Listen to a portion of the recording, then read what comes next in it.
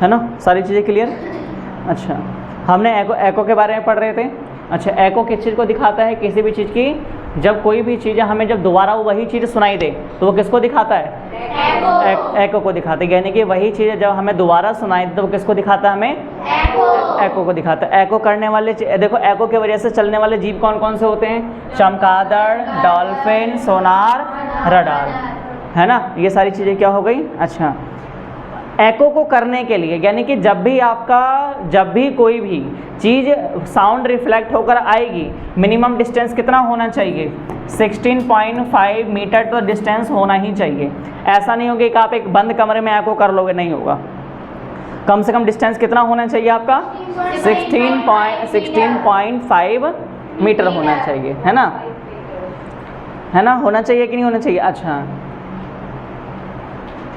इसी एको को ख़त्म करने के लिए जैसे कि आप सिनेमा हॉल में जाते हो तो सिनेमा हॉल एकदम बंद दीवार होता है, 16.5 सेंटीमीटर से ज़्यादा का डिस्टेंस होता है।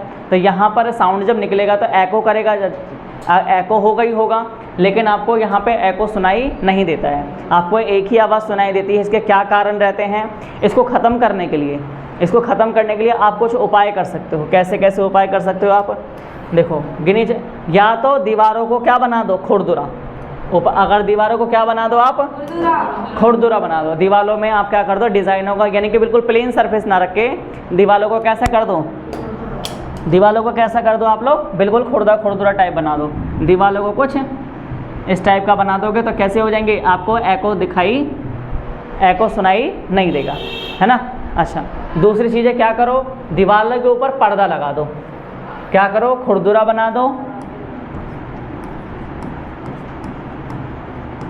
खुरदुरा कर दो और पर्दा लगा दो, है ना, या फिर तकिया लगा दो। ठीक है, छोटी सी दीवार थोड़ी ना होती होगी, एक तकिया लगा दोगे तो हो जाएगा, है ना।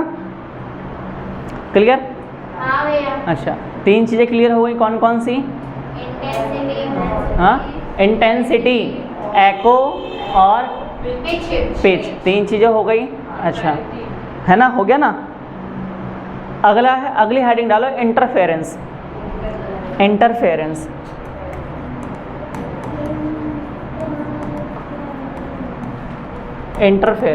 कभी कभी क्या होता है, देखिए इंटरफेरेंस किस चीज़ को दिखाता है? इंटरफेरेंस देखिए क्या होता है, आपके जब शादी में डीजे देखने जाते हो तो एक डीजे ऐसे लगा रहता है, क्या बिल्कुल सामने उसका दूसरा डीजे लगा रहता है? नहीं, डीजे को हमेशा तिरछे रूप में रखा जाता है। डीजे को हमेशा कैसे रखा जाता है? क्योंकि डीजे में सेम साउंड बज रहा होता है, इसमें भी वही साउंड बज रहा है, इसमें भी वही साउंड बज रहा है।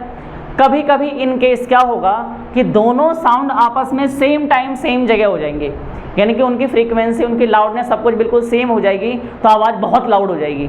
वहाँ पे 2 ही कंडीशन होगी, या तो बजते बजते बहुत लाउड हो जाएगा, या तो बजते बजते बिल्कुल ही ख़त्म हो जाएगा।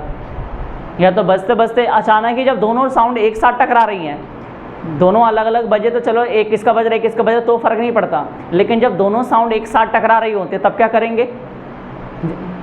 उसके लिए क्या किया जाता है? इस डीजे को थोड़ा सा अलग दिशा में और इस डीजे को थोड़ा सा अलग दिशा में। इस वजह से क्या होता है, वो आपस में कोलैप्स नहीं कर पाते। ऐसे में क्या होता है, डीजे की आवाज़ जब बहुत ज़्यादा लाउड हो जाती है सामने वाले को बहुत प्रॉब्लम होने लगती है ना। क्लियर? अच्छा, ये चीज़ें क्लियर हो गई। अच्छा, इसकी एक चीज़ और बच जाती है, डॉपलर इफेक्ट। ठीक है, ये साउंड का एक लास्ट टॉपिक बच जाता है, डॉपलर इफेक्ट। ठीक है, ये इंटरफेरेंस क्लियर हो गया। दोनों साउंड को जब सामने आती है तो वो क्या होती है, आपस में टकराती है। ये डीजे के समय होता है, इसलिए दोनों डीजे को टेढ़ा रखा जाए ताकि दोनों आपस में इंटरफेरेंस ना करें। ठीक है, अच्छा, अब लिखो डॉपलर इफेक्ट। डॉपलर, देखिए डॉपलर क्या होता है, इसका शेप कैसा होता है, एक ऐसा रहेगा और कुछ इस टाइप का शेप रहता है। डॉपलर इफेक्ट, ये डॉपलर, इसको गैजेट कहा जाता है। डॉपलर ये कहाँ लगाया जाता है? ये लगाया जाता है आपके, ये लगाया कहाँ जाता है? ये लगाया जाता है एयरपोर्ट पर। आपको लगभग एयरपोर्ट पे आपको देखने को मिलेगा। अगर आप कहीं एयरपोर्ट को दूर से चाहे किसी ड्रोन कैमरे से देखोगे तो ये आपको एयरपोर्ट पर ही देखने को मिलेगा। क्या होता है, देखिए ये होता क्या है, देखिए फ्रीक्वेंसी को, ये किसको मापता है? ये फ्रीक्वेंसी को मापता है। किसको मापता है? ये फ्रीक्वेंसी का। ये मापता है हमारी फ्रीक्वेंसी को। डॉपलर इफेक्ट किसको मापता है? हमारी फ्रीक्वेंसी को। देखो जब भी कोई देखो अच्छा फ्रीक्वेंसी कब बढ़ेगी? पास आने पे देखो, आवृत्ति देखो पास आने पर जो होती है, अच्छा देखो ये फ्रीक्वेंसी पास आने पर बढ़ जाएगी और दूर जाने पर घट जाएगी, क्योंकि जैसे ही आवाज़ कम होगी, मान लो कोई ट्रेन आ रही है तो जैसे जैसे वो आपके पास आएगी वैसे वैसे फ्रीक्वेंसी बढ़ेगी, लेकिन जैसे जैसे वो दूर जाएगी फ्रीक्वेंसी घटेगी। आप कभी भी रेलवे फाटक के ऊपर खड़े हुए हो, कभी भी इनकेस रेलवे फाटक की लाइन पर खड़े हो तो दूर से अगर कोई ट्रेन आ रही होगी, हॉर्न मारती हुई आती है, आपको दूर से कम लगेगी, लेकिन पास आते आते इतनी तेज़ सुनाई देगा कि कान से एकदम ऐसे लग करना पड़ जाता है। फिर जैसे दूर जाता है वैसे वैसे हॉर्न धीरे धीरे कम हो जाता है। तो डॉपलर इसी चीज़ को मापता है। जब कोई साउंड इसके पास आता है, इसकी फ्रीक्वेंसी बढ़ जाती है तो समझ जाते हैं कि यहाँ पर कोई ना कोई जहाज़ आ रहा है, लेकिन जैसे जैसे इसकी फ्रीक्वेंसी कम होती है समझ जाते हैं कि जहाज़ अब यहाँ से दूर जा चुका है ना। अच्छा, इसका यूज़ कहाँ कहाँ किया जाता है? चक्रवात के समय, ठीक है, कहाँ कहाँ? मौसम को जानने के लिए और मौसम और चक्रवात के बारे में जानने के लिए। मान लो ये डॉपलर इफेक्ट लगा हुआ है, ये एयरपोर्ट के पास क्या लगा हुआ है? डॉपलर इफेक्ट लगा हुआ है, ठीक है। अब मान लो यहाँ पे कोई समुद्र था, यहाँ पर एक चक्रवात पैदा हुआ, यहाँ पर एक चक्रवात पैदा हुआ और ये किसकी तरफ आ रहा है? एयरपोर्ट की तरफ आ रहा है, एयरपोर्ट की तरफ आ रहा है। तो जैसे जैसे इधर की तरफ आएगा वैसे फ्रीक्वेंसी बढ़ेगी, तो एयरपोर्ट वाले अलर्ट हो जाएंगे ना कि कोई चक्रवात आ रहा है जिसकी वजह से अब यहाँ पे उड़ान ना भरी जाए, है ना। अब जैसे जैसे दूर जाएगा, जैसे जैसे दूर चला जाते इसकी फ्रीक्वेंसी कम होती चली जाएगी, तो एयरपोर्ट वाले भी समझ जाते हैं कि भैया ये डेंजर जोन से बाहर जा चुका है, अब उड़ान भरी जा सकती है। इसी चीज़ के लिए किसका इस्तेमाल करते हैं? डॉपलर इफेक्ट का इस्तेमाल करते हैं, है ना। तो यही था पूरा साउंड वाले चैप्टर में कि एक तरीके से साउंड चैप्टर कुछ था नहीं, बस इतना याद रखिएगा कि साउंड प्रोड्यूस करने के लिए वाइब्रेशन की ज़रूरत होती है। साउंड की ऐसा यूनिट क्या होती है, उसकी कुछ प्रॉपर्टी हैं, साउंड की स्पीड क्या है, कि किस प्रकार की साउंड होती है। अच्छा हाँ, बूम और बताता हूँ कि बूम क्या होता है। बूम क्या होता है। देखो आपने कभी कभी वो देखा होगा, चलो मैं आपको एक जीता जागता एग्जाम्पल बताता हूँ।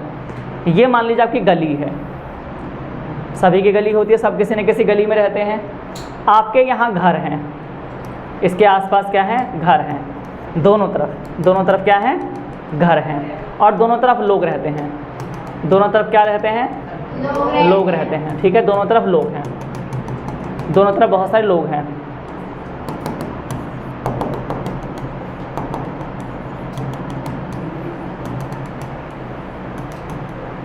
ठीक है, दोनों तरफ लोग रहते हैं। एक बाइक वाला आया, सब अपने अपने घर में आराम कर रहे थे, एक आई बाइक।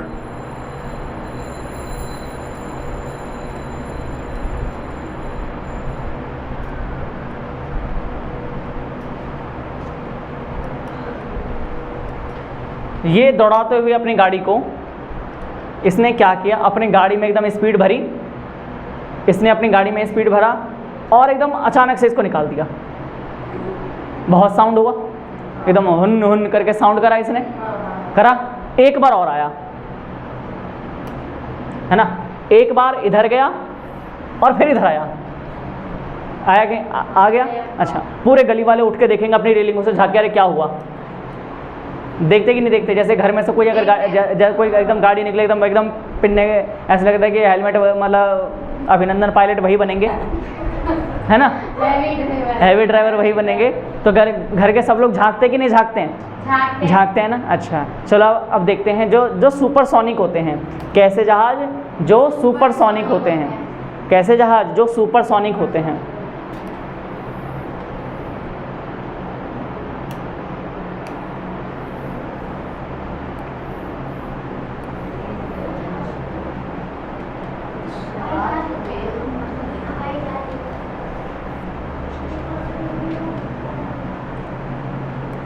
देखो जो सुपरसोनिक जहाज होते हैं, यहाँ ड्राइवर बैठा रहता है ना। जब ये जहाज उड़ता है, सुपरसोनिक की बात करूँ, जो साउंड की भी कितनी, साउंड की स्पीड से 5 गुना तेज गति से जब उड़ता है, साउंड की स्पीड से सुपरसोनिक 5 गुना तेज गति से उड़ते हैं। जब ये कहीं से जाते हैं तो हवा में बहुत सारी गैसें होती हैं, हवा में बहुत सारी गैसें होती हैं। अच्छा, ये गैसें जब इनके बीच में से चीरता हुआ जब सुपरसोनिक जाता है तो सारी गैसें इकट्ठा होकर देखेंगे नहीं कि क्या गया, तो यही चीज़ें जब सारी गैसें पहले आराम से तसल्ली से थी तो हमें नहीं दिखाई दी, लेकिन यही सारी गैसें जब मजमा लगा के खड़ी हो जाएंगी तो क्या नज़र आता है आपको? धुएं टाइप का नज़र आता है। कभी रॉकेट निकलता हुआ आपने देखा होगा, तो एक रॉकेट पहले निकल जाता है, पीछे से आपको निशान बनाता हुआ छोड़ दिया जाता है। यानी कि आप समझ लो कि रॉकेट तो बाइक वाला निकल गया और पीछे से दोनों साइड कौन खड़े हो गए? गली वाले खड़े हो गए। इसी को क्या कहते हैं? बूम कहते हैं, है ना। और जब भी बूम बनता है तो शॉक वेव निकलती है। जब भी सुपरसोनिक जहाज निकलते हैं तो क्या बनता है? बूम बनता है। और कौन सी वेव्स निकलती है? शॉक वेव निकलती है, शॉक वेव निकलती है। और ये बड़ी से बड़ी बिल्डिंग को गिराने के लिए अगर इस जगह जहां हम खड़े हैं, अगर इस जगह से ऊपर से अगर कोई सुपरसोनिक जहाज निकल जाए तो जितनी बिल्डिंग है सब गिर जाएगी, क्योंकि क्या निकलती है इसमें? शॉक वेव निकलती हैं। एक वेव्स होती हैं जो वाइब्रेशन देती हैं, और ये इसीलिए जितने भी सुपरसोनिक जहाज होते हैं इनको उड़ाने के लिए बहुत ऊंचाई पर उड़ते हैं ये, और साउंड बेहिसाब करते हैं, क्योंकि बहुत ज़्यादा साउंड करते हैं ये। इनमें 2-3 चीज़ें खासियत होती हैं। पहले तो बूम बनाते हैं, बहुत ज़्यादा साउंड करते हैं, और तीसरी चीज़ क्या होती है? ये कौन सी वेव्स निकालते हैं? शॉक वेव निकालते हैं। जो शॉक वेव निकालते हैं ये, इसकी वजह से क्या होता है? बिल्डिंग के गिरने का खतरा बना रहता है। इसलिए जब भी एयरपोर्ट बनाए जाते हैं बिल्कुल खाली जगह पे बनाए जाते हैं, क्योंकि अगर जो जहाज़ साउंड प्रोड्यूस करते हैं शॉक वेव निकलेगी, और शॉक वेव की वजह से आसपास की बिल्डिंगों को डैमेज होना तय है। इसी वजह तो हवाई जहाज़ से निकलने वाली कौन सी वेव्स होती हैं? शॉक वेव्स होती हैं, ठीक है। और ये शॉक वेव जो होती हैं किसी बिल्डिंग को गिराने के लिए काफ़ी होती हैं। जैसे कि अगर मान लो छत के 1 किलोमीटर ऊपर हवाई जहाज़ उड़ रहा है, यहाँ आपकी बिल्डिंग है और यहाँ 1 किलोमीटर हवाई जहाज़ उड़ रहा है, तो आसपास तो ये बूम बनाएगा, लेकिन अपने से क्या निकालेगा? शॉक वेव निकालेगा, जो 1 किलोमीटर तक के रेंज को डैमेज करने के लिए काफ़ी होता है। आपकी बिल्डिंग अगर 1 किलोमीटर जहाज ऊपर भी उड़ रहा होगा ना, तो भी आपकी बिल्डिंग जय राम जी की, ठीक है। क्लियर? तो सारी चीज़ें क्लियर हो गई। बाकी क्लास